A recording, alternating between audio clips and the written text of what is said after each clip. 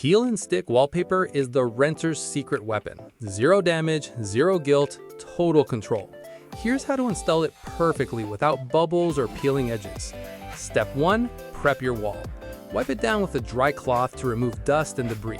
Any dirt trapped underneath will cause wrinkles and bubbles. Step 2. Measure and mark. Use a level and pencil to lightly mark a vertical line where your first strip will start. This keeps everything straight.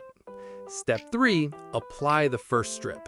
Peel back a few inches of backing, align the top edge with your mark, then slowly press down while peeling the rest. Step 4. Smooth out bubbles.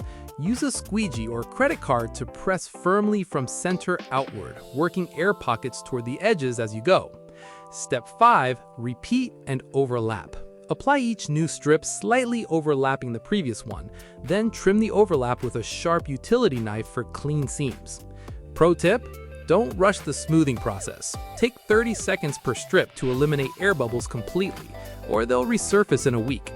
What's your wallpaper style? Drop it in the comments. Follow Sikho for more. Visit Sikho.ai.